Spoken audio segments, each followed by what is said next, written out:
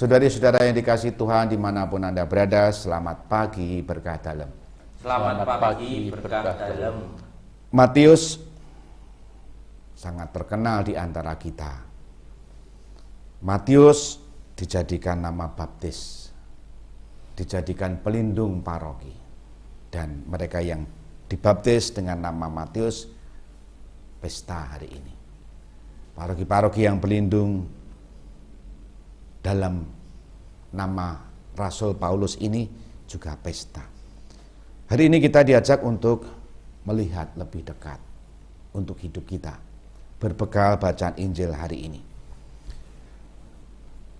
Panggilan para murid selalu unik. Latar belakang para murid 12 itu juga unik. Ada yang nelayan.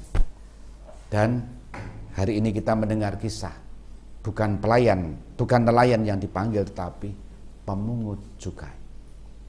Itu artinya apa? Murid-murid Kristus ini sangat variatif latar belakangnya. Nah, hari ini yang dipanggil adalah Matius, pemungut cukai. Dan dalam struktur masyarakat pada waktu itu, yang disebut pemungut cukai itu pendosa. Mengapa?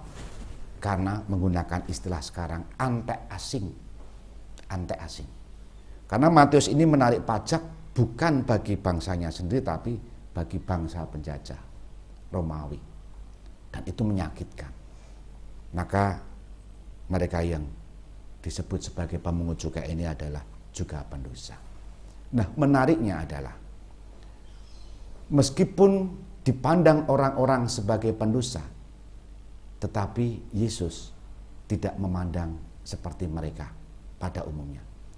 Justru Yesus melihat keunikan Matius ini dan mengasihinya, karena dia datang bukan untuk memanggil orang benar, melainkan orang berdosa. Itulah pendosa yang dipanggil. Itulah Matius. Kesaksian imannya mengenai Kristus diwartakan, ditulis dalam Injil Matius. Yesus menjadi penggenap perjanjian lama. Saudari-saudara yang dikasihi Tuhan, merenungkan bacaan hari ini kita diajak bagaimana menimba semangat Matius dalam zaman sekarang. Sama.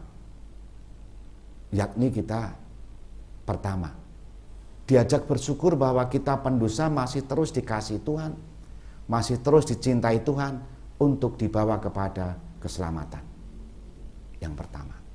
Sementara yang kedua, mewartakan Injil sebagaimana Matius yang telah menulis Injil ini tidak selalu persis sama seperti yang dilakukan oleh Matius. Kita diajak untuk memberitakan Injil dalam hidup kita sehari-hari. Caranya bagaimana? Kita belajar dari tulisan Paulus kepada jemaat di Efesus. Nasihat Paulus seperti ini. Hendaklah kalian selalu rendah hati, lemah lembut dan sabar. Tunjukkanlah kasihmu dalam saling membantu. Petunjuk-petunjuk teknis hidup bersama. Dan Paulus mengajak itu semua karena kita adalah orang yang dipanggil dalam kesatuan iman, kesatuan roh, kesatuan Tuhan. Maka mewartakan Injil, memberikan kesaksian iman, sukacita atas penyelamatan, caranya adalah bagaimana kita membangun komunitas, membangun keluarga, membangun persaudaraan di antara kita untuk saling membantu. Selalu rendah hati, lemah lembut, dan sabar. Tidak mudah memang, tapi itu perjuangan. Dan itulah salah satu cara mewartakan Injil.